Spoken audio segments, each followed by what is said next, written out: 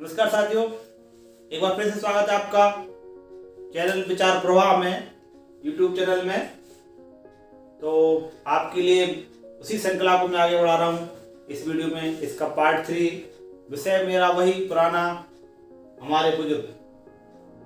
तो हमारे बुजुर्गों के विषय में आगे मैं ले रहा हूँ उनके कुछ अनुभव, कुछ आदतें। शुरू करें आज का वीडियो। तो अनुभव में हम पहले लेके चलते हैं उनके कुछ अनुभवों में हम क्या क्या चीजें ले सकते हैं। अनुभव का लाभ लें, कहने का तात्पर्य है हम अपने बुजुर्गों को एक अनुभवी व्यक्तित्व के रूप में देखें कि ये व्यक्ति है हमारे घर में, माता पिता हैं या बुजुर्ग दादा दादी नाना जो भी हैं, वो एक अनुभवी व्यक्ति हैं, यानी कि उनका व्यक्तित्व पर्सनैलिटी को उस रूप में देखें। उनका अनुभव का हम लाभ लें। तो उनका अनुभव का हम लाभ लें तभी हम उनसे कुछ सीख पाएंगे, उनके अनुभवों से हम समझ पाएंगे, उनकी व्यक्तित्व को समझ पाएंगे। और एक वाकई में जो एक घर में परिवार में बुजुर्ग की अहमियत होती है उसको हम तभी समझ पाएंगे और बुजुर्ग भी उन चीज़ों को हम तक पहुंचाने में हमारी मदद करेंगे, उनके अनुभव को। तो उनका अनुभव का लाभ हम लें क्योंकि उनकी दूरदृष्टि हमसे बेहतर। अभी हमेशा ये मान के चलें कि उनकी जो दूरदृष्टि है हमसे कहीं बेहतर होती है। तो उनके अनुभव का हमेशा लाभ लेने की प्रयास करें, लाभ लेने का प्रयास करें। और दूरदृष्टि के मामले में हमसे कहीं ज़्यादा वो अच्छे होते हैं। दूसरा है उनके मत का प्रत्यक्ष प्रतिकार न करें। यदि हमारे वयोवृद्ध वरिष्ठ बुजुर्ग कोई हमें मत देते हैं, कोई विचार देते हैं, सलाह देते हैं, तो उसका हम प्रत्यक्ष में प्रतिकार न करें। मतलब एकदम से हम उनको मना ना करें, एकदम से कोई ऐसा व्यवहार न करें जिससे उनको कष्ट हो, दुख पहुंचे। उनका ससम्मान अनुरोध करें। किसी ऐसे मत को उनको जो कि अभी हमारे इस वर्तमान समय के अनुकूल नहीं है उसका हम प्रत्यक्ष प्रतिकार न करके ससम्मान हम उनका अनुरोध करें। ऐसा सम्मान उनको समझाएं कि आपका ये मत है आज के समय के अनुसार नहीं है। तो दो ये बिंदु हुए, उनका अनुभव का हम भरपूर लाभ लें, उनकी दूरदृष्टि हमसे बेहतर हो सकती है। यदि कोई मत ऐसा है जो कि आज के समय के वर्तमान समय के हिसाब से उनका मत फिट नहीं बैठता, तो उनको एकदम डायरेक्ट से विरोध ना करें, डायरेक्ट से मना ना करें, उनको ससम्मान उनसे अनुरोध करें तो वो अवश्य मान जाएंगे। इसके आगे का बिंदु है, तो साथियों आगे के बिंदु हैं उनकी आदतों से लिए। अनुभव का मैं बताया 2 बिंदु लिए, अब आगे आदतों में उनके बिंदु हैं।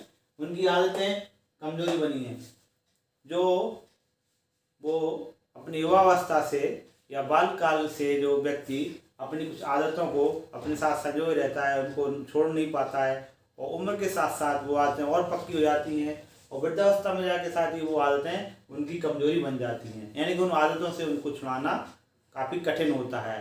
तो उनकी आदतों को उनकी मजबूरी या कमजोरी मान के थोड़ा निगलेक्ट करें, थोड़ा सा उन चीज़ों को अनदेखा करें, नहीं तो वो चीज़ें हमें परेशान कर सकती हैं। कुछ आदतें वो बदल सकते हैं और कुछ को नहीं बदल सकते हैं। तो उनकी आदतों पे ज़्यादा ध्यान न दें, उनको उनकी कमजोरी समझकर, उनकी मजबूरी समझकर उनको थोड़ा छोड़ दें ज़्यादा। अब दूसरा पॉइंट है, यदि वो अपनी आदतों की वजह से कुछ ज़्यादा रोक टोक कर रहे हैं, किसी कामों में, घर के कामों में, दूसरे कामों में ज़्यादा रोक टोक करते हैं, तो उस रोक टोक से भी ज़्यादा परेशान ना हो। ज़्यादातर बुजुर्गों की आदत रहती है छोटी छोटी बातों पर बच्चों को काम करने के लिए रोकना टोकना, या बड़ों के लिए काम करने में रोकना टोकना, या अपना मत रखना। तो ज़्यादा यदि रोक टोक करते हैं तो उससे परेशानी हो, बीच का कोई रास्ता निकालें, समझा के विचार विमर्श द्वारा उनको बीच का रास्ता निकालें, तो ज़्यादा रोक टोक से भी परेशान ना हो। इसके आगे और भी आते हैं। तो साथियों तीसरे बिंदु में मैं बता रहा हूँ कि कुछ बदलाव को जबरन न थोकें। तो नए बदलाव जो होते हैं, यदि समय के हिसाब से कुछ बदलाव आते हैं तो उन बदलावों को वो पारिवारिक है, सामाजिक है, सांस्कृतिक है और जो वैचारिक है, किसी भी तरह का बदलाव यदि आता है एक पीढ़ी से दूसरी पीढ़ी के अंतराल में, तो उन बदलावों को हम बुजुर्गों पर जबरदस्ती नहीं थोपें। जितना वो उस बदलाव को एक्सेप्ट कर सकते हैं, जितना बदलाव को सहन कर सकते हैं, जितने बदलाव को वो आसानी से अपने अंदर ग्रहण कर सकते हैं, उतने ही बदलाव उनके अंदर हम देखने का प्रयास करें या उनको बदलने का प्रयास करें, जबरन उस पर बदलाव को थोपें नहीं। पीढ़ी का अंतराल, चौथे नंबर पे पीढ़ी का अंतराल सदैव रहा है। दो पीढ़ियों के बीच का अंतराल है जो सदैव रहा है, जनरेशन गैप जिसको बोलते हैं, वो सदैव रहा है, आगे भी वो जनरेशन गैप रहेगा। तो हमेशा इस बात को ध्यान रखें कि पीढ़ी का अंतराल हमेशा रहता है। इसके लिए हम मध्यस्थता का मार्ग चुनें, मध्यस्थता हमेशा बनी रहे उनके बीच में, दोनों बिंदुओं पर हम उनको समझाएं, आज के ज़माने का और पुराने ज़माने का। मध्यस्थता हमेशा बनाए रखें और संतुलन भी बनाए रखें। तो जनरेशन गैप की वजह से भी हम कई बार देखते हैं कि दिक्कतें आती हैं, लेकिन उनके लिए हम मध्यस्थता का काम करें, बनाए रखें, उन पर कोई नई बदलाव जबरन नहीं थोपेंगे, तो वो आसानी से हमारे साथ साथ चलने को तैयार हो जाएंगे। इस तरह हम 4 बिंदुओं से समझते हैं कि हमें बुजुर्गों की अहमियत क्या है, बुजुर्गों के लिए हम कैसे सपोर्ट कर सकते हैं, तो आप इसको देख सकते हैं।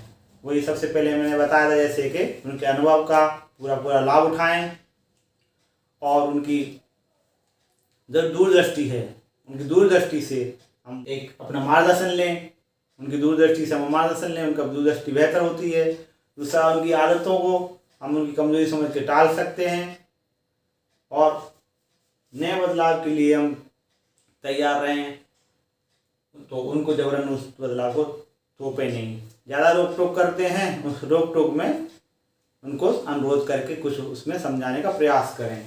पीढ़ी का अंतराल हमेशा बना रहता है, ये हमेशा रहता है, पहले भी रहा है, आगे भी रहेगा। तो हम हमेशा मध्यस्थता का मार्ग चुनें और संतुलन बनाए रखें। तो आज की वीडियो में इतना ही, आगे मैं और एक वीडियो बुजुर्गों के ऊपर लूँगा। तब तक के लिए नमस्कार, धन्यवाद। देखते रहिए विचार प्रो।